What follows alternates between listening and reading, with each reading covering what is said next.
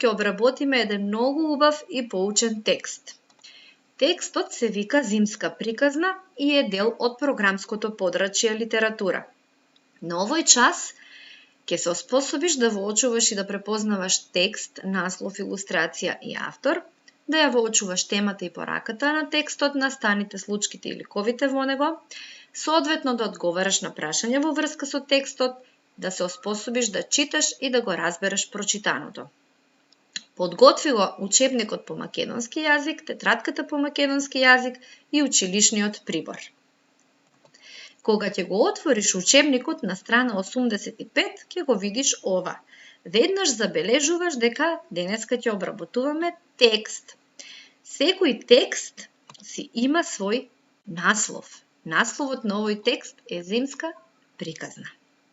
И обично секогаш насловот е со поголеми и позадебелени букви напишан. А ова што е? Дали се сеќавате? Така е, илустрација. На оваа илустрација имаме маче, некакви пиленца, згради, елки со снег и веднаш можеме да заклучиме дека во овој текст ќе се спомнува пилиња, маче, нешто згради, зима и така натаму. Значи, илустрацијата секогаш треба да е соодветна на содржината на текстот. Секој текст има и свој автор. Името на авторот се пишува најчесто под текстот и во овој случај автор на овој текст е Славка Манева. Кога обработуваме текст, откриваме и непознати зборови, а исто така одговараме и на прашања и разговараме во врска со текстот, тоест со неговата тема и извлекуваме поука од него. Сега јас ќе ви го прочитам текстот со една техника што се вика наставникот чита на глас. Доколку сме во училница, ова би изгледало вака.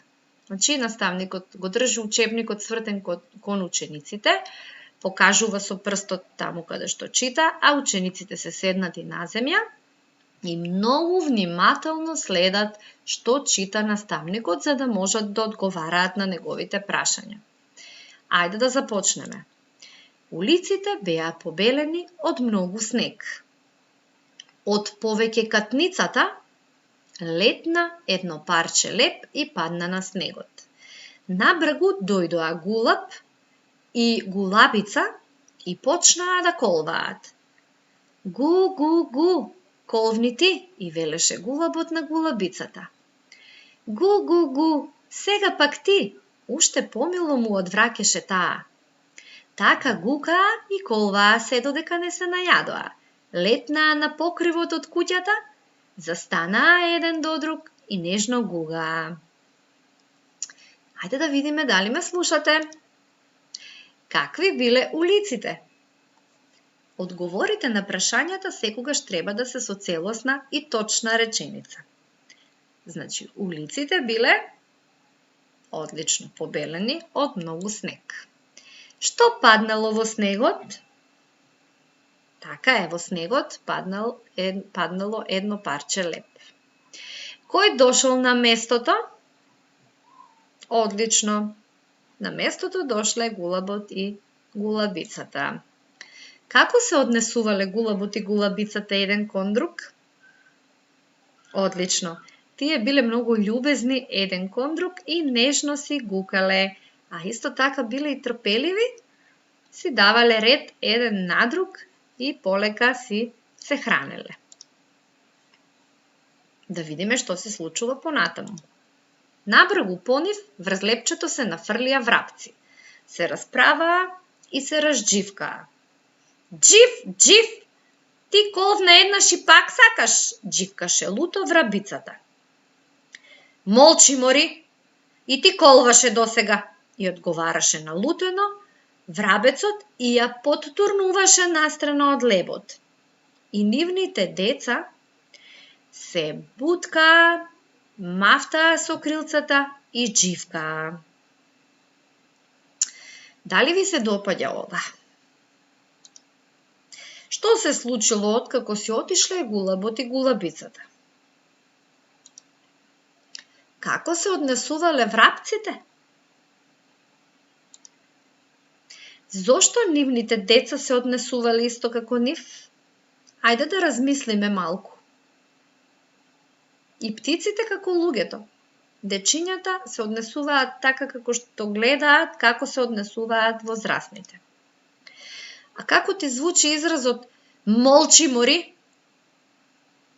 Да, ова звучи многу грдо и не е убаво вака да се однесуваме или да му се обраќаме на некого со вакви зборови.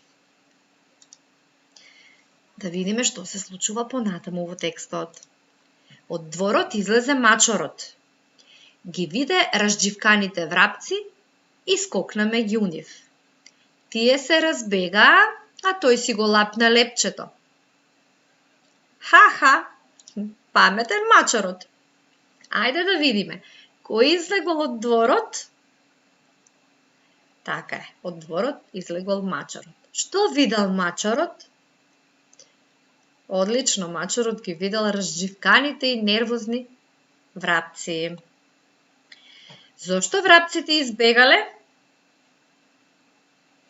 Така е, врапците се исплашиле од мачорот и затоа избегале. А што мислите, зошто врапчињата останале гладни?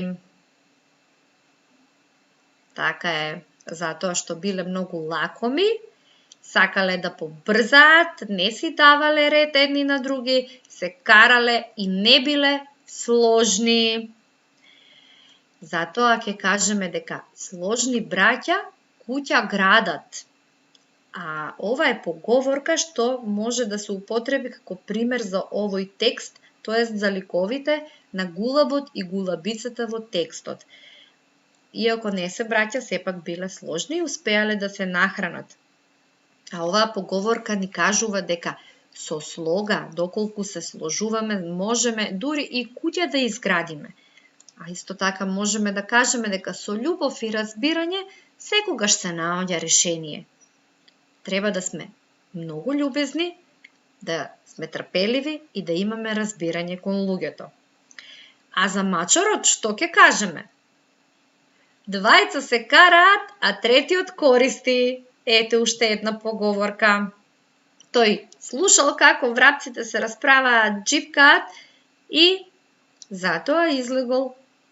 Тие избегале и мачорот си искористил едно парченце леп. Сега ќе ви го прочитам текстот уште еднаш, а вие многу внимателно слушајте, затоа што ќе имате квиз. Секој збор и секоја реченица од текстот е важна за да успеете точно да ги одговорите прашањата од квизот. Улиците беа побелени од многу снег. Од повеќе катницата летна едно парче леп и падна на снегот. Набрагу дојдоа гулаб и гулабица и почнаа да колваат. Гу, гу, гу, колвни ти, и велеше гулабот на гулабицата. Гу, гу, гу, сега пак ти, уште помило му одвраќаше таа. Така гукаа и колваа се додека не се најадоа. Летнаа на покривот од куќата, се станаа еден до друг и нежно гугаа. Набрагу по нив врз лепчето се нафрлија врапци. Се расправаа и се разџивкаа. Джив, джив, ти колвна еднаш и пак сакаш, дживкаше луто врабицата. Молчи мори, и ти колваше досега, и одговараше налутено врабецот и ја поттурнуваше настрана од лебот. И нивните деца се буткаа, мафтаа со крилцата и дживкаа. Од дворот излезе мачорот, ги виде разџивканите врапци и скокна меѓу нив. Тие се разбегаа, а тој си го лапна лепчето. Така, сега се надевам дека уште подобро го разбравте текстот. Пред да започнеме со квизот, да ги видиме непознатите зборови од овој текст. Се предпоставувам дека повеќе катница, можеби на некој не му е познат, па ќе го објасниме. Значи, повеќе катница е висока зграда. Можете да си го запишете во вашата тетрадка. Зборот колваат, значи, се хранат со клунчињата, бидејќи птиците имаат клунчиња, немаат усти, затоа тие колваат. И зборот мори, што јас не го препорачувам да се употребува, мори е некултурен и пограден збор. И врабецот во овој случај, бидејќи несоодветно се однесува, го искористил. Но ние треба да гледаме и учиме како не треба да се однесуваме и да не го користиме и употребуваме лошото однесување. А сега преминуваме на квизот. Во твојата тетрадка ќе нацрташ ваква табела со 7 полиња. Во секое поле ќе пишуваш Т доколку сметаш дека тврдењето е точно или Н доколку сметаш дека е неточно. Еве вака. Од куќата летна едно парче леп и падна во снегот. Дали оваа реченица ја имаше во текстот? Доколку мислиш дека ја има, ќе пишеш Т, доколку мислиш дека не е точна, ќе пишеш Н. Сега, во второто поле е втората реченица. Гулабот и гулабицата нежно си гукаа. Точно или неточно? Потоа, врз лепчето се нафрлија врапци и почнаа да дживкаат. Одговорот ќе го пишеш во третото поле. Четвртото тврдење е: врапците се договориле да колваат сите поред. Петтото тврдење: молчи мори и ти колваше досега, и рече гулабот на гулабицата. 6. Значи, сега одговараш овде. Врапчињата се однесувале како своите родители. И 7. Еден мачор скокна меѓу врапците. Тие се разбегаа, а тој си го изеде лепчето. Доколку ти е потребно време, можеш да го застанеш видеото и да ја завршиш вежбата. Потоа ќе направиме проверка. Ајде да се провериме. Од куќата летна едно парче леп и падна во снегот. Ова тврдење е неточно, затоа што парчето не падна од куќата, туку од висококатницата. Гулабот и гулабицата нежно си гукаа. Ова е точно. Потоа врз лепчето се нафрлија врапци и почнаа да дживкаат. И ова е точно. Врапците се договориле да колваат сите поред. Ова не е точно, затоа што тие се скарале, не се договориле. Молчи мори, ти колваше досега, и рече гулабот на гулабицата. И ова е неточно, затоа што и рекол врабецот на врабицата, а гулабот и гулабицата убаво се согласуваа. Врапчињата се однесувале како своите родители. Така, ова е точно. Еден мачор скокна меѓу врапците.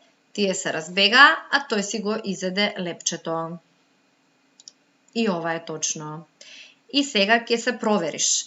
Доколку во првото поле си напишал Н, треба да си ставиш знак за точно. Доколку некаде не се совпаѓа, како во ова решение, ќе си ставиш неточно. Доколку преовладуваат твоите точни одговори, значи квизот ти бил лесен, ќе се самооцениш. Доколку имаш приближно ист број на точни и неточни одговори, тоа значи дека ти требало помош или треба уште неколку пати да ја слушаш приказната. А доколку преовладуваат неточните одговори, ти бил тежок квизот и ќе треба малку повеќе пати да го прочиташ текстот за да можеш да ги одговориш прашањата. А сега е време за твојата училишна задача, а тоа е техника звезда на приказната. Оваа техника веќе ви е позната. Составена е од 5 прашања.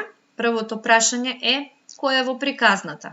Значи, кои ликови се среќаваат во приказната, одговарате во тетратката со целосни реченици.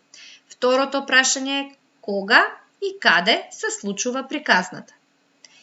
Третото, какви се гулабот и гулабицата, а какви врапчињата. Значи да направите споредба, пошто тие се разликуваат. Кој е проблемот во приказната и дали се реши? не се решаваат во сите приказни проблемите, туку само во некои приказни се решаваат проблемите. Ќе одговорите овде. Која е поуката од приказната?